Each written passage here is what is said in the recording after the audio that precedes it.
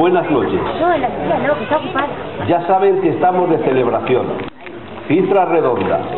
10 años de muestra y de teatro de Sayago, pero son 15 los que llevamos subiendo a un escenario para compartir un agradable rato con todos los que nos han visitado en esta plaza del Duelmo.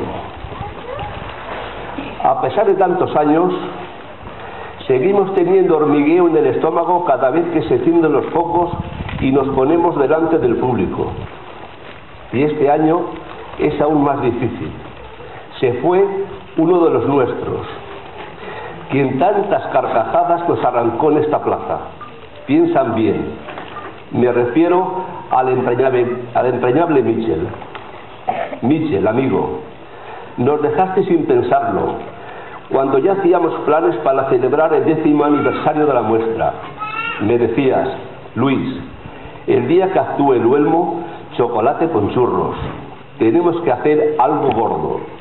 Pero te fuiste, y la fuerza y optimismo que tú nos dabas nos faltaba por todos los lados. A mí, personalmente, y lo sabías bien, me faltan fuerzas para seguir con todo este tinglado. Ya me dirás si encima te vas y perdemos tu constante ánimo, optimismo y alegría. Todos los del pueblo sabían de tu agradable carácter y de tu disposición para todas las actividades que se organizaban. Para aquellos que no lo conocíais, os diré sin más, que era un vasco enamorado del Duelmo y de Sayago. Con eso está todo dicho. Pensaba organizar muestras sin la participación del Duelmo, pero Manolo y Nines se han empeñado que por ti este año había que seguir haciendo teatro. En el futuro ya veremos. Quizás en tu memoria debíamos seguir con esta labor que prendí en esta plaza hace 15 años. Aquí nos tienes.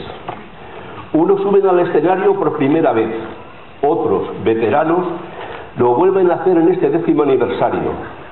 Todos tratarán de hacerlo en tu honor de la mejor manera posible y harán hacernos reír en lo que tú eras un auténtico maestro. Michel, sé que donde estés te alegrarás de ver esta plaza como cada año. Solo te pedimos que, como tú solías decir, síguenos vigilando, tigre. A modo de homenaje, quiero pedir a los actores y al público asistente que te sea reconocido todo el cariño y afecto que te lleves por este pueblo con este fuerte aplauso.